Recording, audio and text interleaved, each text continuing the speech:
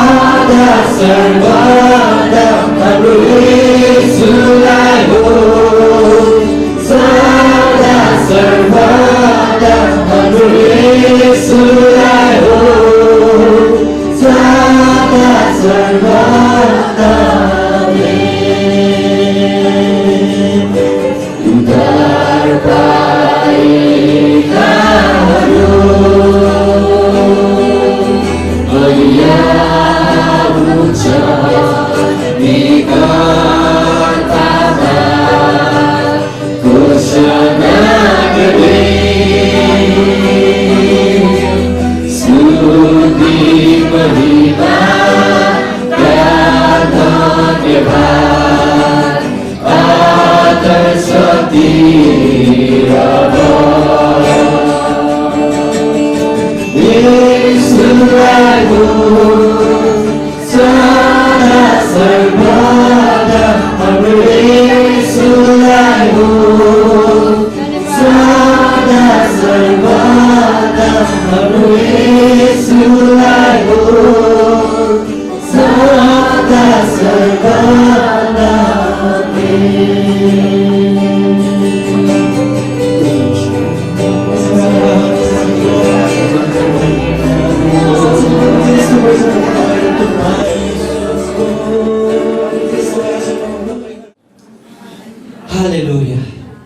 गरेर पृथ्वीका मालिक, संसारका एकमात्र सृष्टिकर्ता, जो जीवित परमेश्वर हुनुहुन्छ, संसारको सबै देवहरूभन्दा माथि, सबै संसारको ती कुराहरूभन्दा माथि तपाईँ येशू मात्रै हुनुहुन्छ प्रभु।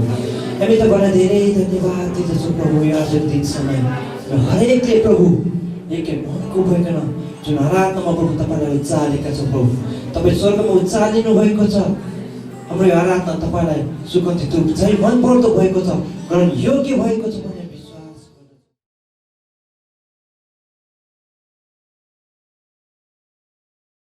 हामी पहिला प्रार्थना गरौँ। सबैजना आँखा दिनुहोस्। परमेश्वर पिता, हामी तपाईँलाई धन्यवाद दिँदछौँ किनकि तपाईँ हाम्रो सृष्टिकर्ता परमेश्वर, तपाईँ हाम्रो असल पिता, हामीलाई उद्धार गर्नुहुने, हामीलाई मुक्ति दिनुहुने, हामीलाई चङ्गाई दिनुहुने, हामीलाई छुटकारा दिनुहुने परमेश्वर तपाईँ मात्र हुनुहुँदछ। परमेश्वर, हामी तपाईँलाई धन्यवाद दिँदछौँ किनकि तपाईँ हाम्रो पापको लागि क्रुसमा बलिदान हुनुभयो र हामीलाई जीवन र आशा दिनुभयो, हामीलाई चङ्गाई र छुटकारा दिनुभयो, हामीलाई सबै सङ्कष्टको समयमा तपाईँले सहायता गर्नुभएको छ। किनकि तपाईँको वचनमा भनिएको छ, सङ्कष्टको समयमा मलाई पुकार गर र म तिमीहरूलाई छुटकारा दिनेछु। प्रभु, तपाईँ हामीलाई छुटकारा दिनुहुने परमेश्वर छ। प्रभु, हामी प्रार्थना गर्छौँ तपाईँ हाम्रो मण्डलीको सिंहासनमा आएर विराजमान हुनुहोस् र आजको सभाको अध्यक्षता प्रभु तपाईँ आफैले गरिदिनुहोस् र हामी सुरुदेखि अन्तसम्म पवित्र आत्मा तपाईँ आफै भइकन हामीसँग बोल्नुहोस्। धन्यवाद छ येशूको नाममा। र पहिला हामी बिरामीहरूको लागि प्रार्थना गरौँ। तपाईँ कोही बिरामी हुनुहुन्छ भने हात उचाल्नुहोस् र म तपाईँको लागि प्रार्थना गर्छु। र बिरामीले उभिनुहोस् ल।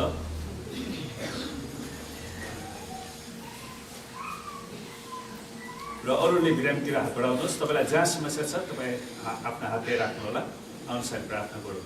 परमेश्वर पिता, हामी प्रार्थना गर्छौँ तपाईँका छोराछोरीको शरीरमा जे जति रोग बिमारहरू, शारीरिक दुर्बलताहरू, शैतानका आक्रमणहरू, तन्त्रमन्त्रका श्रापहरू छ, त्यसलाई हामी येशूको नाउँमा निष्क्रिय र येशूको कुराको चोटमा ती सबै रोगहरू निको भइसकेको घोषणा गर्दछु। धन्यवाद छ तपाईँको चङ्गाई र छुटकाराको लागि येशूको नाममा। र तपाईँलाई कसैलाई त्यस्तो छ सपनामा शैतानले आक्रमण गरेको कोही हुनुहुन्छ भने हात उचाल्नुहोस्। म तपाईँको लागि प्रार्थना गर्छु। शैतानले तपाईँको सपनामा आक्रमण गरेर उभिनुहोस्।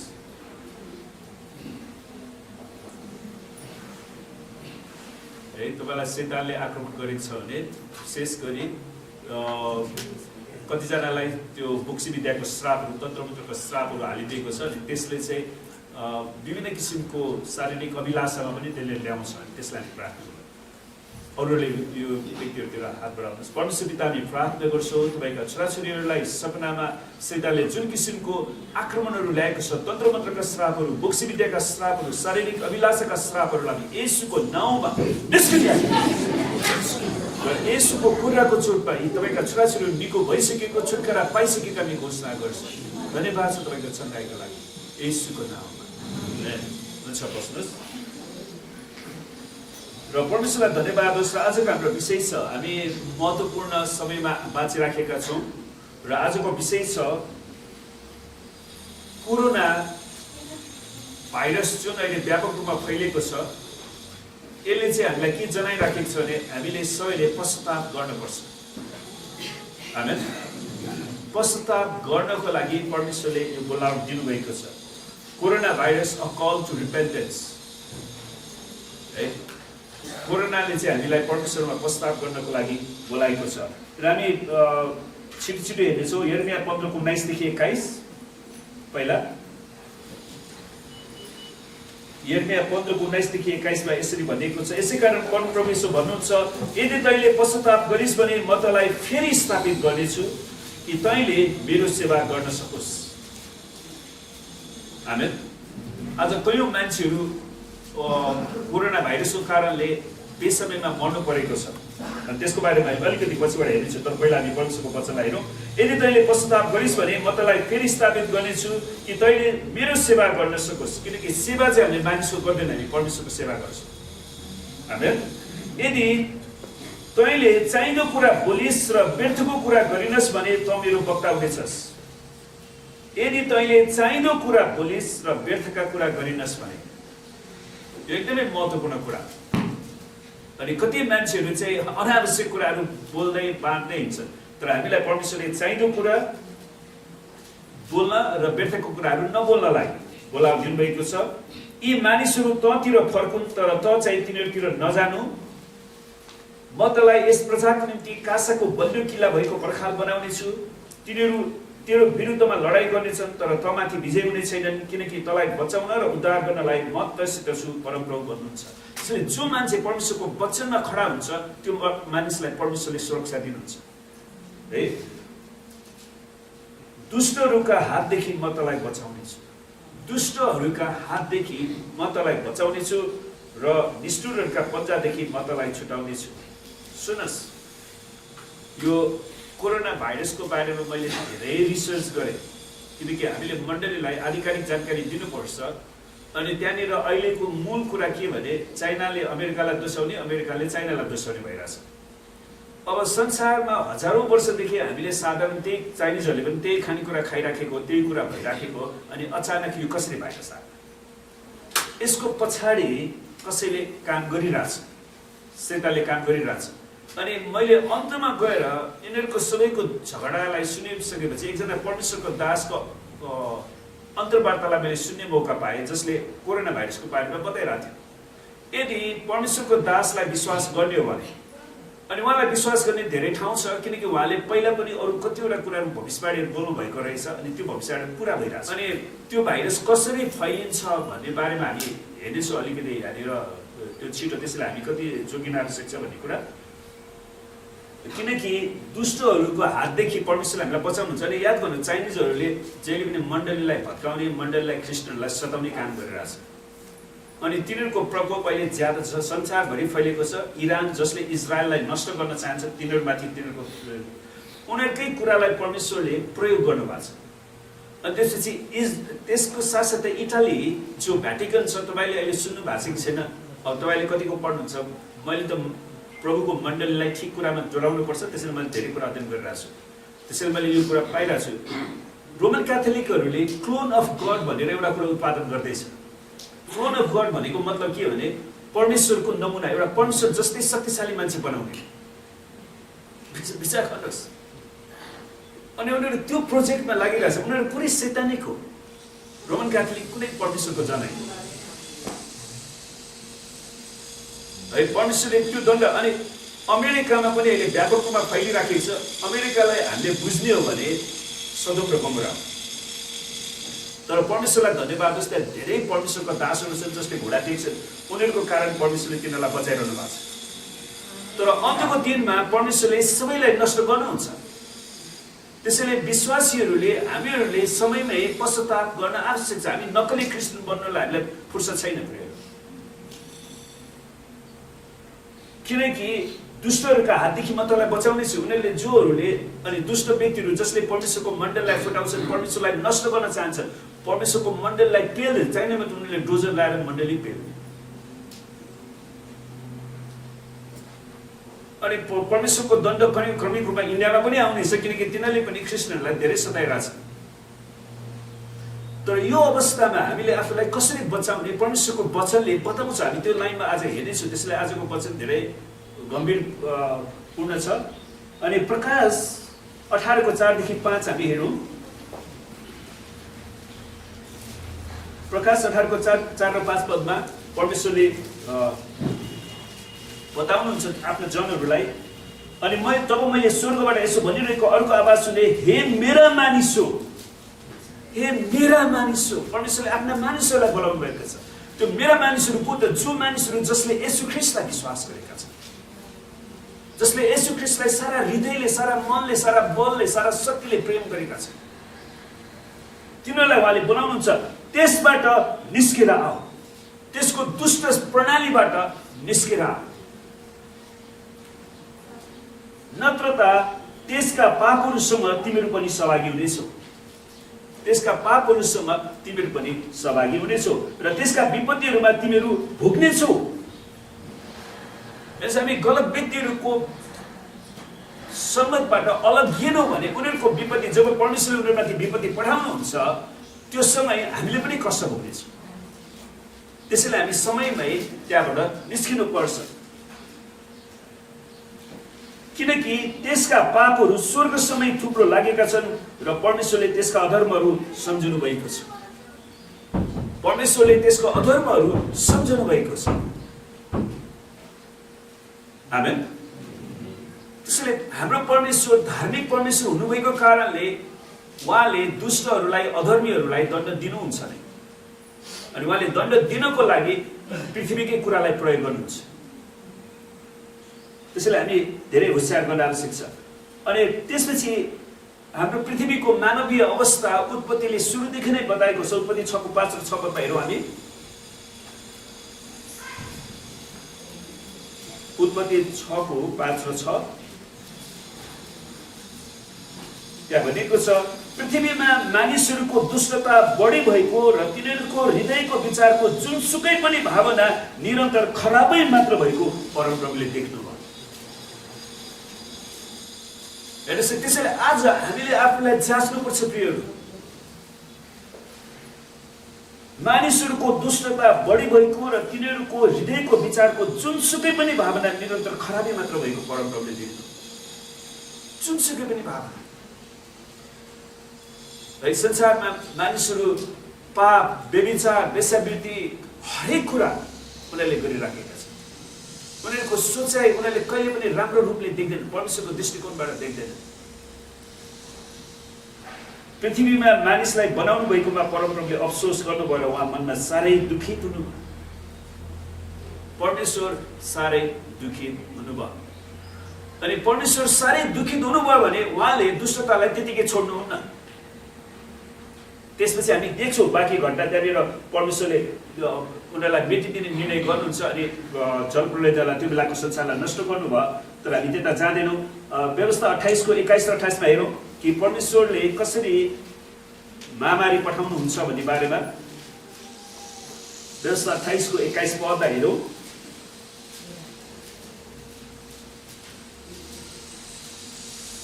परमेश्वरले यहाँनिर चेतावनी दिनुहुन्छ, विशेष गरी 15 आज मैले तिमीहरूलाई दिएको परमप्रभु तिमीहरूका परमेश्वरको सबै आज्ञाहरू र विधिहरू होसियारी साथ मानेर उहाँका वचन पालन गरेनौ भने, उहाँको वचन पालन गरेनौ भने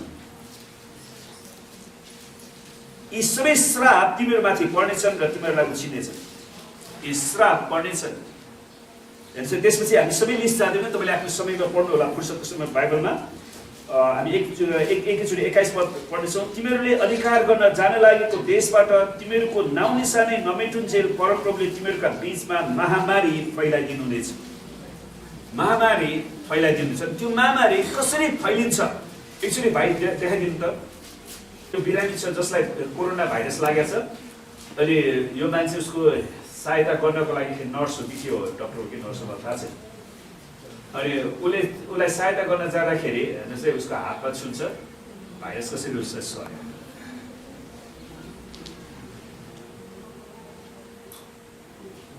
त्यसैले तपाईँले आज कतिजनाले गएर बाथरुममा हात धोएर सेनिटाइज लाउनु भयो कि लाउनु भएन होसियार गर्नुहोस् है।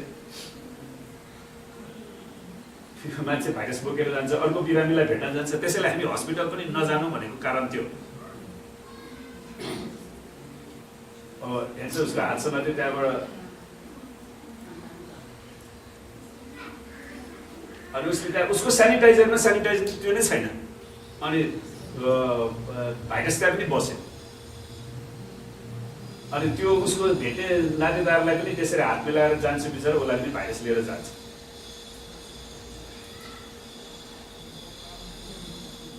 अनि हेर्नुहोस् त्यो डोरमा उसले समातेको हरेक कुरामा भाइरसहरू बस्छ।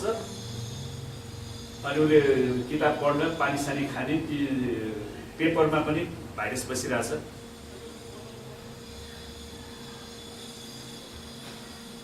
अनि अर्को डक्टर हो कि सिस्टर हो, उसलाई पनि समात्छ भाइरसले। उसले ल्यापटपमा गएर काम गर्छ, भाइरस त्यहाँ पनि जान्छ।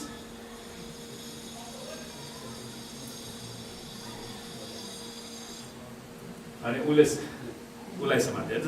पब्लिक ठाउँहरूमा अहिले नजानु पर्नेको कारण चाहिँ त्यो। अनि दुवैजना आफ्नो भाइरस बोकेर आफ्नो ठाउँमा जान्छ। अनि स्कुलमा टोयलेटमा जान्छ। अनि उसले भाइरस टोयलेटमा पनि राखिदिन्छ। त्यसैले तपाईँले टोयलेटमा जाँदाखेरि टोयलेट प्रयोग गरेपछि राम्रोसँग पानी खनाउनु पर्यो। अनि बिरामीलाई खाना दिने त्यो मान्छेलाई पनि भाइरस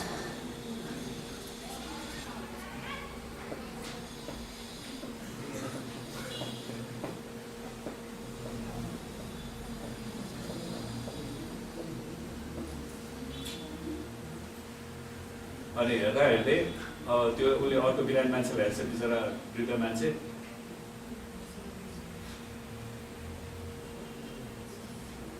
ज्वरो छ कि छैन भनेर नाप्यो होला, उसलाई पनि साथ दिन्छ। अब उसको आफन्त उसलाई भेट्न आउँछ,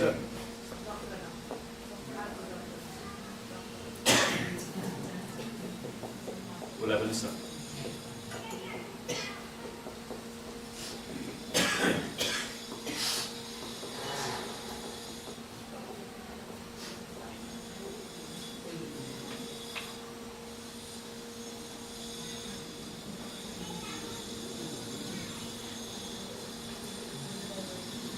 त्यहाँ बस्यो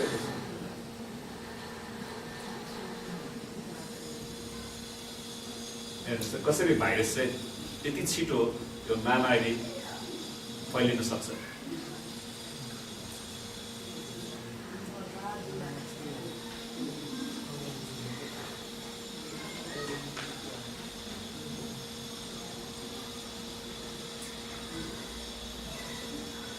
हेर्नुहोस् डक्टर पनि भाइरस बोकेर गइरहेको छ।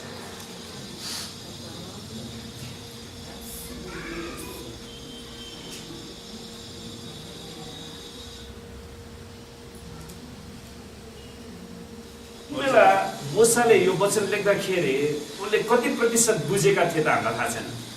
तर आज परमेश्वरलाई धन्यवाद होस्, मोसाभन्दा 3500 वर्ष पछाडि टेक्नोलोजीको कारणले गर्दाखेरि भाइरस कसरी सर्न सक्छ। अब चाइनाको एउटा वुहान भन्ने सहरमा गरेको भाइरस अहिले संसारको कति प्राय सबै देशमा गइसक्यो।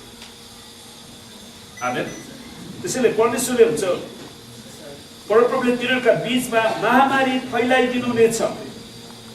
हो, परमप्रभुले तिनीहरूको बीचमा महामारी फैलाइदिनु हुनेछ अनि तिनीहरूलाई परमेश्वरले दण्ड दिनुहुन्छ। अनि त्यसको साथै 28 पद पनि हामी हेरौँ। परमप्रभुले तिमीहरूलाई भोलापन, अन्धोपन र हृदयको खलबलीले प्रहार गर्नुहुनेछ। अब अहिले आज सबै नेपालमा पनि सबै शासक वर्गहरूमा एकदमै खैला मानिसहरूमा पनि खैला उनीहरूको हृदयमा के गर्ने, के नगर्ने, कसरी गर्ने, कसरी नगर्ने ती कुराहरू आइराखेको छ है। अनि कसरी परमेश्वरको विरुद्धमा मानिसहरू गइसकेपछि परमेश्वरले सधैँभरि त्यो विद्रोहलाई त्यतिकै रहन दिनुहुन्न। उहाँले विभिन्न महामारीद्वारा पनि पृथ्वीलाई, मानव जातिलाई दण्ड दिनुहुन्छ। त्यसपछि हामी हेरौँ हिब्रू 12 अध्यायमा जाउँ।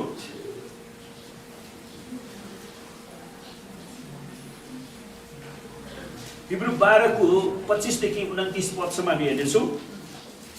होशियार बस, जो बोल्दै हुनुहुन्छ उहाँलाई तिमीहरू इन्कार नगर, किनकि यदि पृथ्वीमा चेतावनी दिनुहुनेलाई इन्कार गर्नेहरू उम्केनन् भने स्वर्गबाट चेतावनी दिनुहुनेलाई अस्वीकार गर्यौँ भने हामी कसरी उम्किन सक्छौँ। यसैले यो गम्भीर कुरा, उहाँको स्वरले त्यस बेला पृथ्वी काम्यो। तर अब त उहाँले यसो भनेर प्रतिज्ञा गर्नुभएको छ, अझ एकपल्ट पृथ्वी मात्र होइन तर स्वर्गलाई समेत म हल्लाउनेछु। परमेश्वरले अब पृथ्वीलाई, स्वर्गलाई, सबै कुरालाई हल्लाउनुहुनेछ। सुन्नुहोस्, अन्त्यको दिनमा पृथ्वीका के अरे चन्द्र सूर्य अँध्यारोमा परिणत हुनेछ, चन्द्र रक्तमा परिणत हुनेछ, ताराहरू खस्नेछन्, पुष्य ताराहरू पृथ्वीमा ठक्कर लाउन सक्छ। परमेश्वरले सबै कुरालाई हल्लाउनु हुनेछ। त्यसैले यसको मतलब के त, हामी परमेश्वरको जनहरू पश्चाताप गर्नु पर्यो। हामीलाई राजनीति गर्ने, गुटबन्दी गर्ने समय छैन। आमेन। हामीलाई नचाहिने कुरामा बकिरहने समय पनि छैन, किनकि परमेश्वरले हल्लाउनुहुन्छ। अझ एकपल्ट भन्ने वचनले यो देखाउँदछ कि हल्लाउन सकिने कुराहरू अर्थात् सृष्टिमयका कुराहरू हटाइनेछन्, तर हल्लाउन नसकिने कुराहरू स्थिर रहनेछन्। के चाहिँ हल्लाउन सकिँदैन? येशू ख्रीष्टको राज्य, परमेश्वरको राज्य, परमेश्वरको इच्छालाई कसैले हल्लाउन सक्दैन।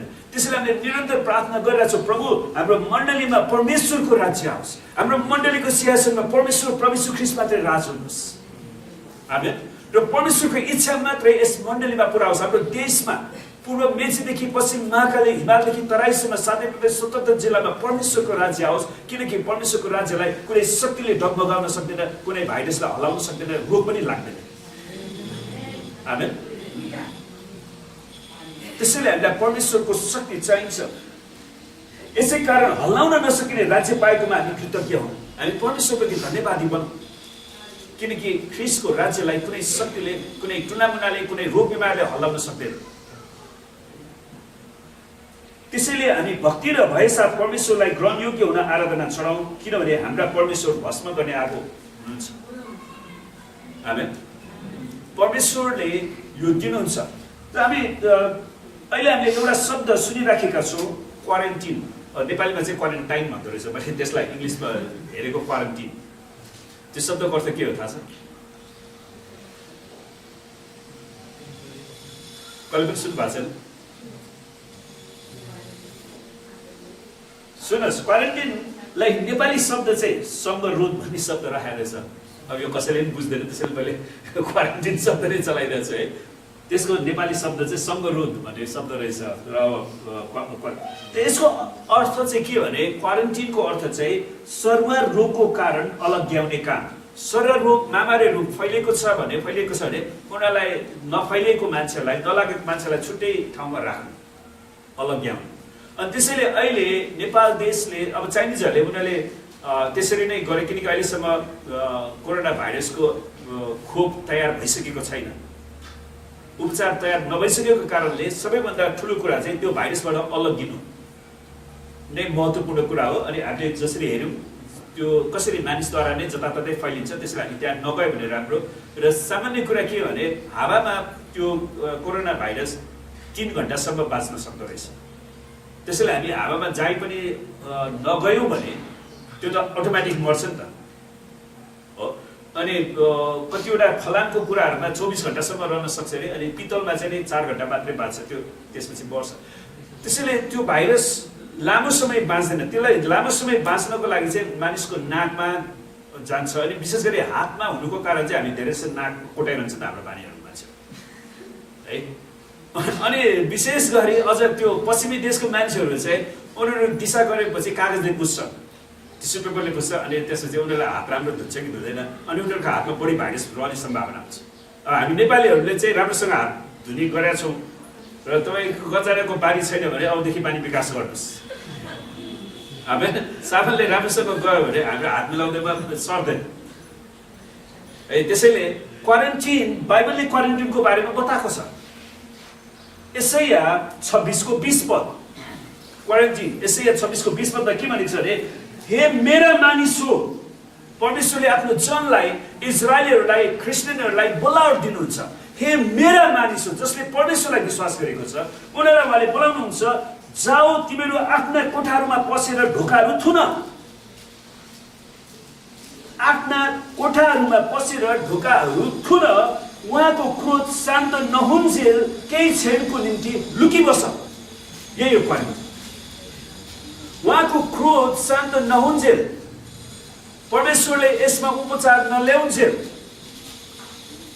अस्ति मैले एकजना डक्टरको इन्टरभ्यू हेरिरहेको थिएँ, उहाँले के भन्नु भने, त्यो अस्ति न पहिला पनि एउटा HN3 फ्लू आउँदाखेरि धेरै मान्छेहरू मरे, तर परमेश्वरले त्यो भाइरसलाई खाने अर्को भाइरस निकालिदिनु भयो, अनि त्यसपछि त्यो अटोमेटिक शान्त भयो। कोरोनालाई नष्ट गर्ने अर्को भाइरस पनि छ, परमेश्वरसँग छ त्यो कुरा। तर परमेश्वरले जबसम्म अहिलेको महामारी फैलिन दिनुहुन्छ, उहाँको जनहरू चाहिँ ढोकाभित्र लुकेर आफू चाहिँ बस्नु पर्यो, आफूलाई सुरक्षित राख्नु पर्यो। त्यो नै हो क्वारेन्टिन। आमेन। त्यो कुरा यसैया 26:20 भन्दछ, उहाँको क्रोध शान्त नहुन्जेल केही क्षणको निम्ति लुकिबस। त्यसै कारण हामी यो जापाइदै अनावश्यक रूपमा नजाउँ, आफूलाई बचाउँ, किनकि परमेश्वरले लुकिबस भनेर आफ्नो वचनमा दिनुभएको छ। त यी दिनहरूमा मानिसहरूको मनलाई कष्ट, अलमल, भ्रम र डरले सताइराखेको छ है। अब के हुन्छ, भ्रमको भाइरस अझ खतरनाक छ। तर यी सबै समस्याहरूमाथि कसरी विजय प्राप्त गर्ने भन्ने कुरा पनि परमेश्वरको वचन बाइबल धर्मशास्त्रले बताउँदछ। पहिला हामी यी गहन समस्याहरूबारे अगमबाणीलाई हेरौँ। परमेश्वरले आफ्नो वचनमा दिनुभएको छ, यो कुनै अचानक भएको कुरा होइन। परमेश्वरले सयौं हजारौं वर्षदेखि नै यो वचन दिनुभएको छ। 2000 वर्ष अगाडि नै परमेश्वरले भन्नुभयो, तिमीहरूले युद्धहरू र युद्धका हल्ला सुन्नेछौ र घर बढाओ, किनभने यी हुन आवश्यक नै छन्, तर अन्त्य त त्यति नै बेला हुँदैन।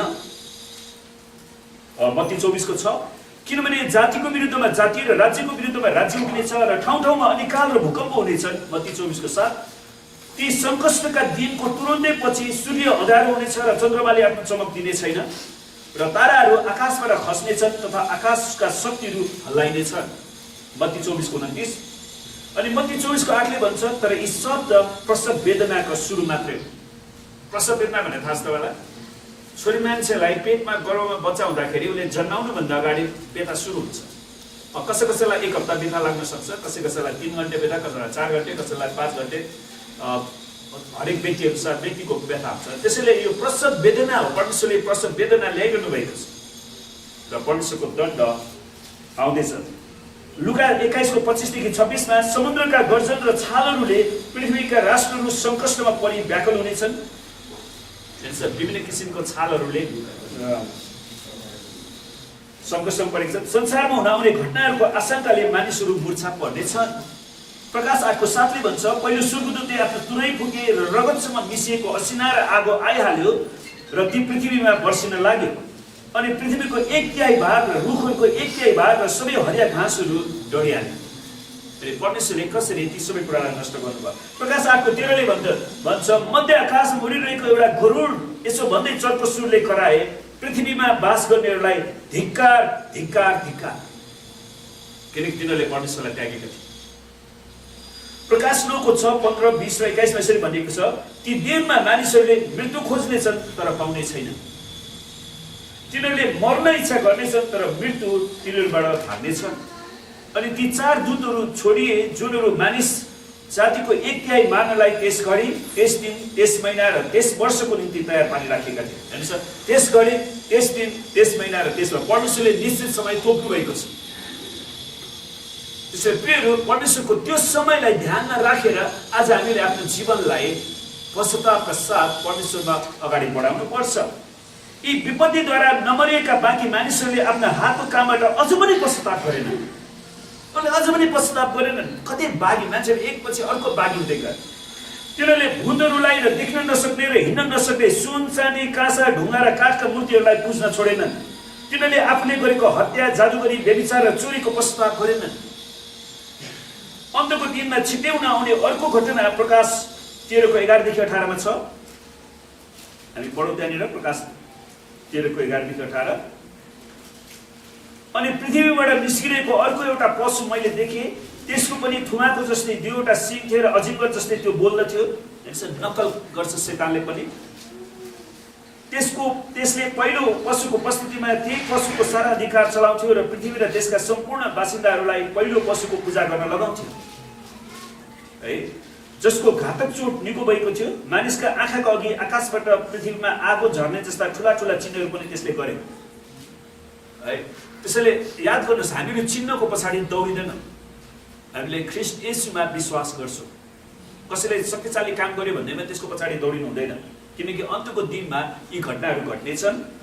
पहिलो पशुको उपस्थितिमा जुन चमत्कार देखाउने शक्ति त्यसलाई दिएको थियो त्यहीद्वारा त्यसले पृथ्वीका बासिन्दाहरूलाई बहकायो। तरबारको चोट खाएर पनि जीवित भएको त्यस पहिलो पशुको सम्मानमा एउटा मूर्ति बनाउने हुकुम त्यसले तिनीहरूलाई दियो। अनि जुन कुरा रोम क्याथोलिकहरूले यो लाइनमा काम गरिरहेछ, उनीहरूले त अझ यस्तो बच्चालाई के गरेर त्यो जेनेटिक कुराहरू हालेर परमेश्वरको रूप तयार गर्ने र परमेश्वर जस्तै शक्तिशाली मान्छे बनाउने, ईश्वर बनाउने। कस्तो खतरनाक जुन कुरा उनीहरूले गर्छ। अनि सम्भवतः उनीहरू परमेश्वरले तिनीहरूलाई सफल हुने मौका दिनुहुन्छ ताकि दुष्ट मान्छेहरू त्यसैमा बगेर अन्तमा नरकमा जानेछ।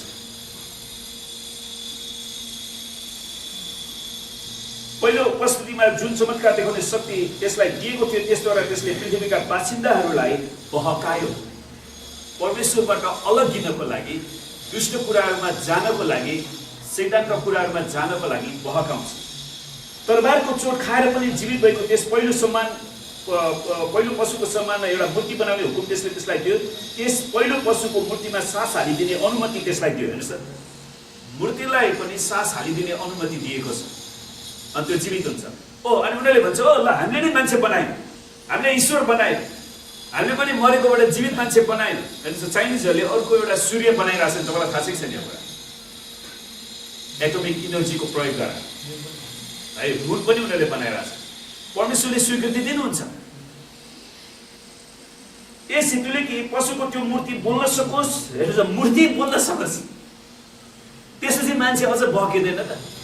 अनि त्यसैले हामीले सुरुमा मैले तपाईँलाई परमेश्वरको वचनबाट यो कुरा बताइदिइरहेको छु, हामी तिनीहरूको पछाडि नलागौँ।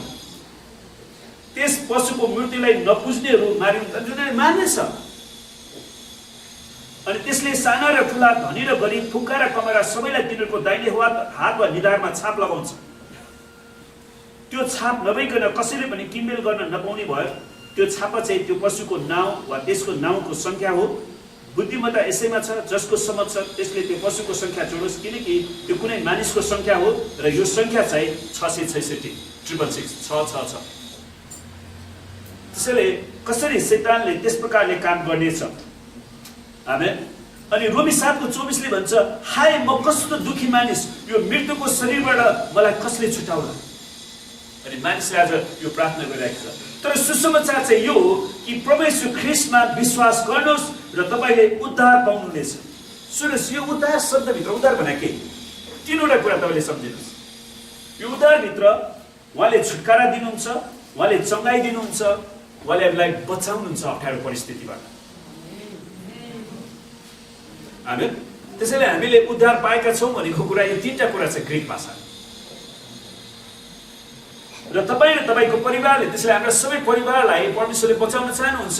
हामी निरन्तर येशू ख्रीष्टमा हामीले विश्वास गरिराख्नु पर्यो, किनभने परमेश्वरले संसारलाई यस्तो प्रेम गर्नुभयो कि उहाँले आफ्नो एकमात्र पुत्र येशू ख्रीष्ट दिनुभएको छ।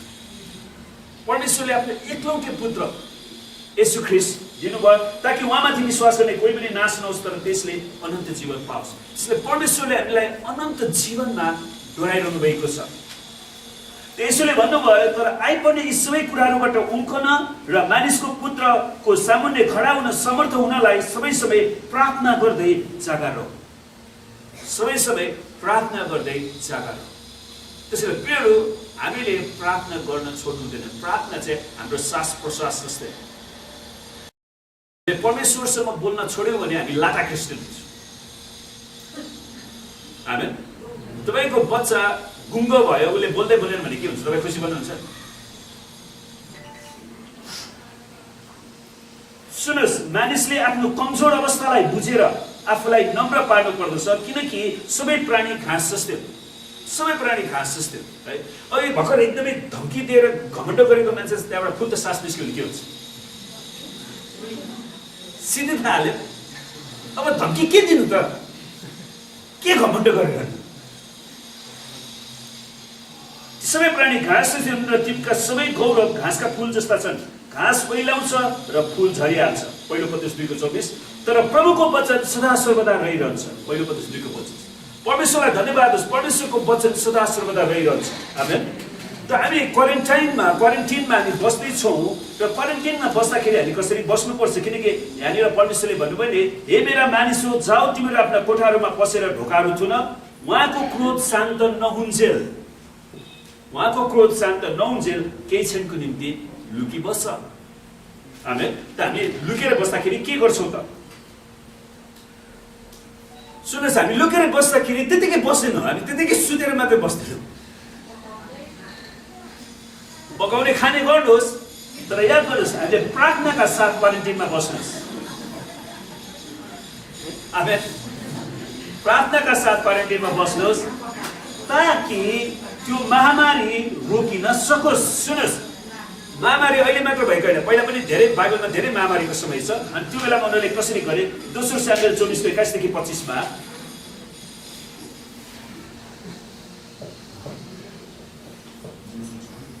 2 सामुएल, हजुर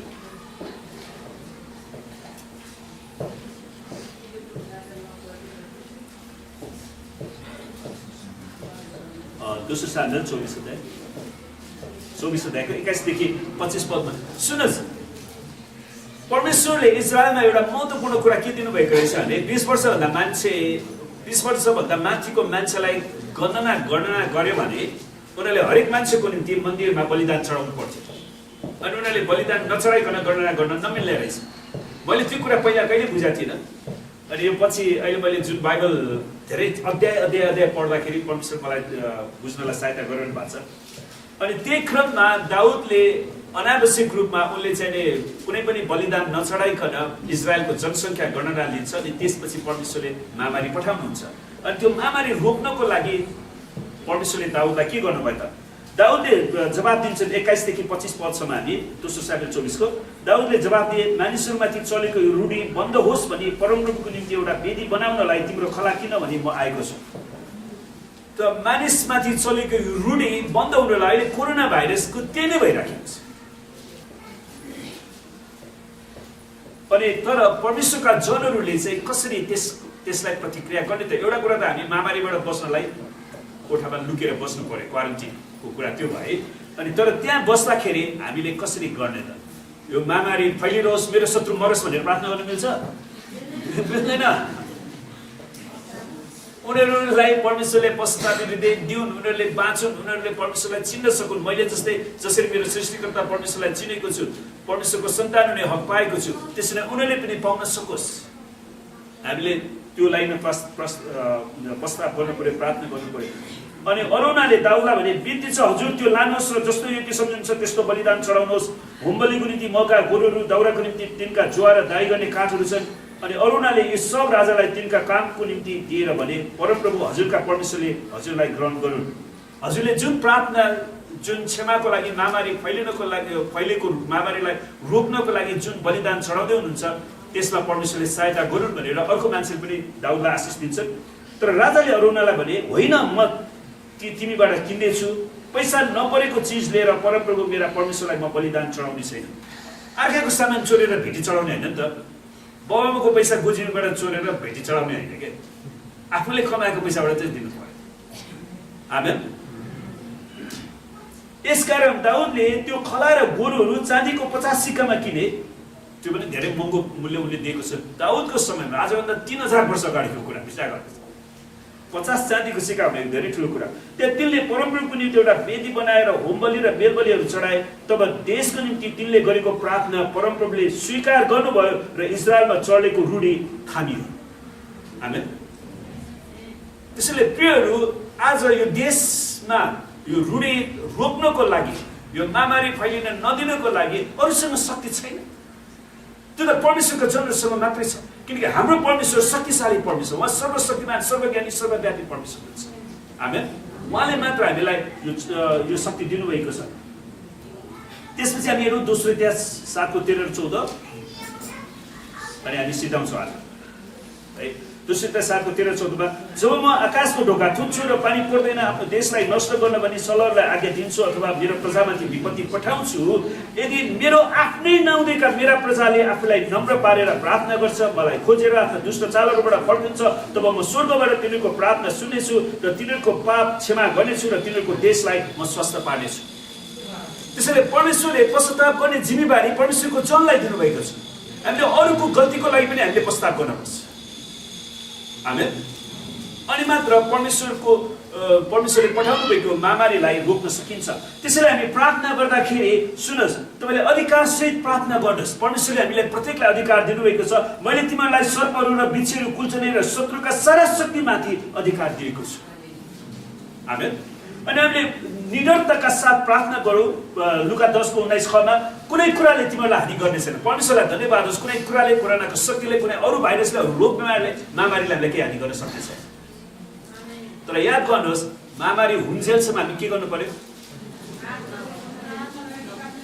कोठामा लुकेर प्रार्थना गर्नु पर्यो। विचार गर्नुहोस्, कोठामा लुकेर प्रार्थना गर्नु, क्वारेन्टिनमा बस्नु पर्यो। अनि त्यसपछि तपाईँले निरन्तर प्रार्थना गर्नुहोस्। भजन सङ्ग्रह 91 तपाईँले दाबी गर्न सक्नुहुन्छ। भजन सङ्ग्रह 91 को 1 देखि 10, जो परमप्रधानको शरणमा बास गर्छ त्यो मानिस सर्वशक्तिमानको छत्रमा छामिने रहन्छ। तपाईँले भन्नुहोस्, परमेश्वर म तपाईँको गोप्य स्थानमा म बास गर्छु, तपाईँको शरणमा बास गर्छु र म तपाईँको छत्र छामिने रहन्छु। परमप्रभुको बारेमा म भन्नेछु, उहाँ मेरो शरणस्थान र किल्ला हुनुहुन्छ, मेरो परमेश्वर जसमाथि म भरोसा राख्दछु। निश्चय नै उहाँले मलाई सिकारीको पासोबाट र घातक रूढीबाट बचाउनु हुनेछ। उहाँले मलाई आफ्ना प्वाखुरले छोप्नुहुनेछ, उहाँको पोखरा पनि मैले शरण पाउनेछु, उहाँको विश्वसनीयता मेरो ढाल र पर्खाल हुनेछ। म रातको ठुलो त्रासदेखि दिनमा उडेर आउने बाणदेखि डराउने छैन, न त अन्धकारमा फैलिने रुटदेखि, न मध्य दिनमा नाश गर्ने महामारीदेखि डराउने छु। यो भजनलाई तपाईँले आफ्नो भजन बनाउनुहोस्। आमेन। 1000 जना मेरो नजिक लोग्छन् र मेरो दाहिनेतर्फ 10,000 जना, तर त्यो मेरो नजिक आउने छैन। मैले आफ्नो आँखाले मात्र त्यो अवलोकन गर्नेछु र दुष्टहरूको प्रतिफल देख्नेछु, किनकि म सर्वोच्च प्रभुलाई आफ्नो वासस्थान बनाएको छु। परम प्रभु जो मेरो शरणस्थान हुनुहुन्छ, यसै कारण मेरो कुनै अनिष्ट हुने छैन र मेरो घरको नजिक कुनै विपत्ति आउने छैन। आमेन। मेरो घरको नजिक कुनै विपत्ति आउने छैन। त्यसैले म घरभित्रै क्वारेन्टिनमा बस्नुको यो महत्त्वपूर्ण कुरा कसरी बस्ने, प्रार्थना सहित परमेश्वरको वचनलाई दाबी गरेर।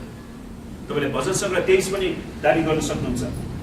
अनि त्यसको साथसाथै तपाईँले डक्टरहरूको लागि प्रार्थना गर्नुहोस्, ताकि उनीहरूले छिटोभन्दा छिटो यो कोरोना भाइरसको एन्टिडोट, त्यसको उपचार, त्यसको खोपहरू विकास गर्न सकुन्।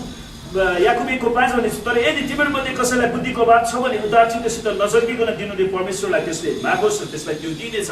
परमेश्वरले बुद्धि दिनु हाम्रा डक्टरहरूलाई, साइन्टिस्टहरूलाई, हामीले छिटोभन्दा छिटो खोप तयार गर्न सकोस् र तपाईँले निरन्तर रोग लागेकाहरू निको हुन सकुन्, चङ्गाइ हुन सकुन् भनेर प्रार्थना गर्नुहोस्। किनकि प्रभु येशू हाम्रा अपराधहरूको निम्ति छेडियो, हाम्रा अधर्मको निम्ति उहाँ पेलियो, हामीमा शान्ति ल्याउने दण्ड उसमाथि परेर उसको कुराको चोटले हामी निको भएका छौँ। आमेन।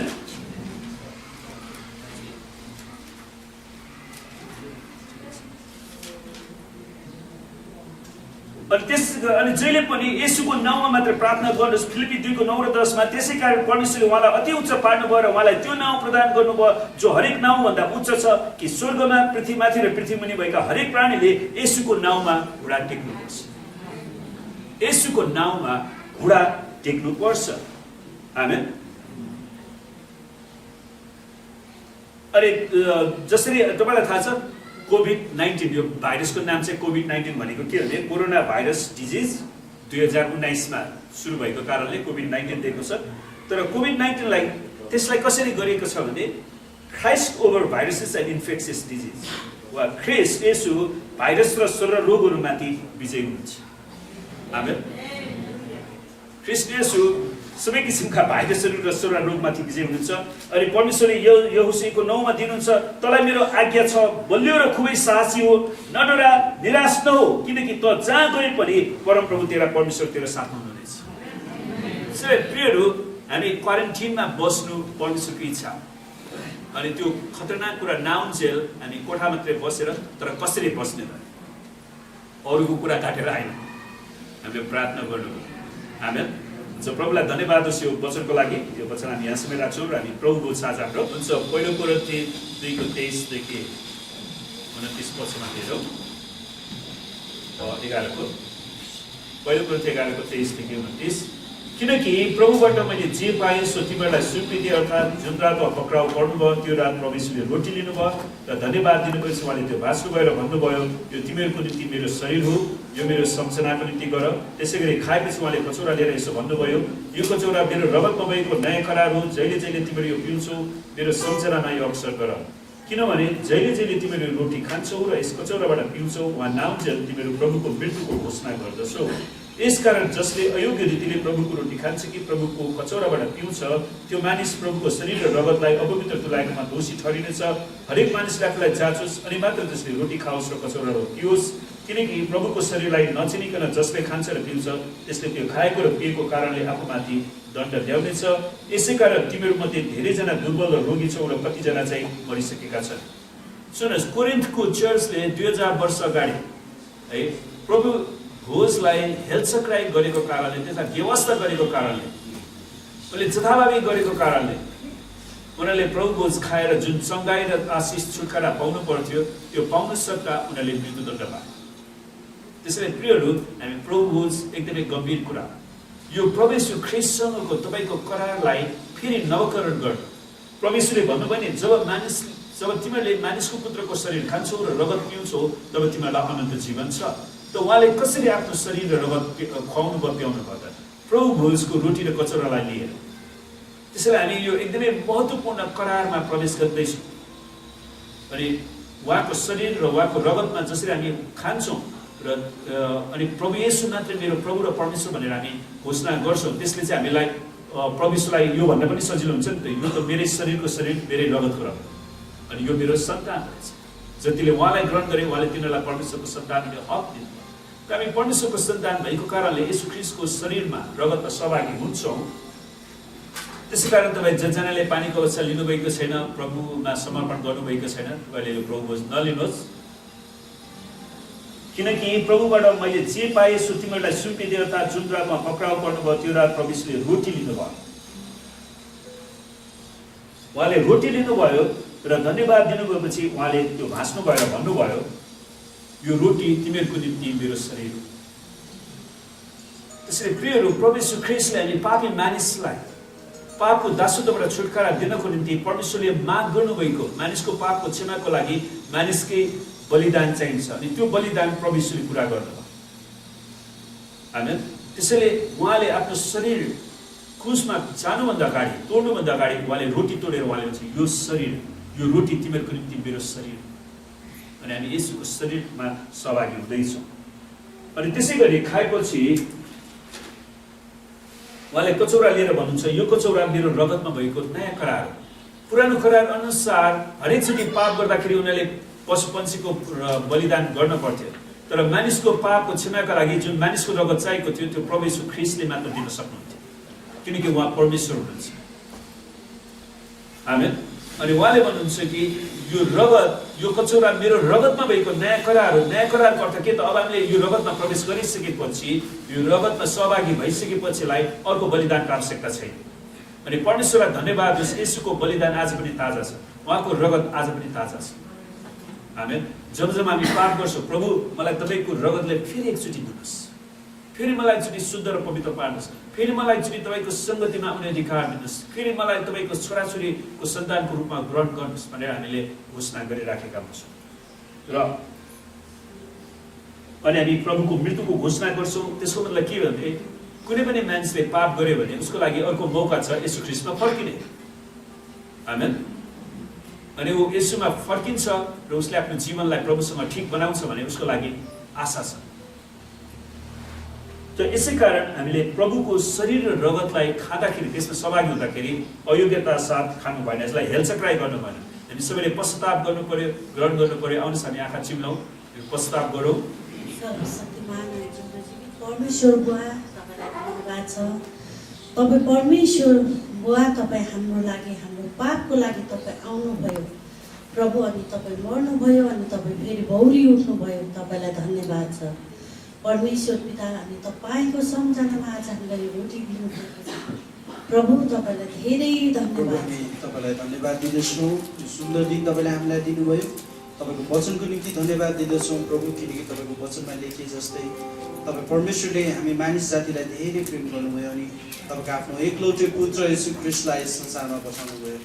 अनि प्रभु येशू ख्रीष्ट, हामी तपाईँलाई धन्यवाद दिँदछौँ किनकि तपाईँले आफ्नो अनमोल रगत हाम्रो निम्ति बगाउनुभयो।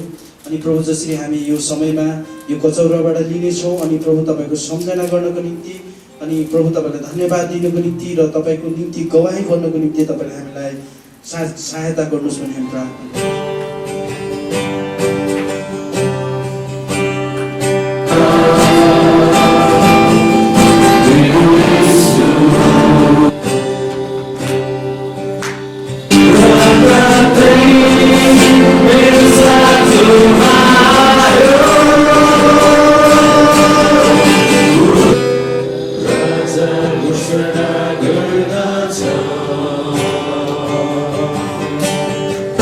Oh